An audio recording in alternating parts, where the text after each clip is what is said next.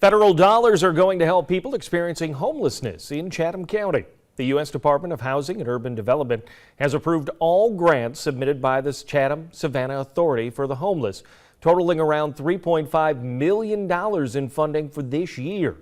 Haley Boland explains. This most recent award from the Department of Housing and Urban Development will allow programs for those experiencing homelessness to continue here in Chatham County.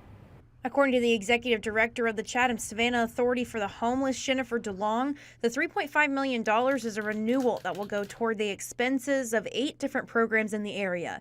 That includes projects like City 54, which is permanent supportive housing for people with special needs, the Economic Opportunity Authority's Tom D. Austin House, which offers family housing, and Union Mission, which offers various housing options, among others. DeLong says funding for these projects is critical. Sustainability is relevant. We absolutely cannot afford as a community to lose any funding for any of these projects. We need every single bed space available. We need every single permanent supportive housing unit available to our citizens who experience homelessness. And so when communities lose some of that money, there's a chance that they could lose access to that permanent supportive housing and those bed spaces. The most recent data from the authority from January of this year shows 712 people experiencing homelessness in Chatham County.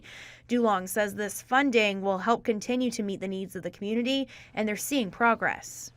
Just since January, 51 heads of household have been housed in permanent supportive housing projects and/or have been able to self-resolve into a unit that was advocated by one of our local partners.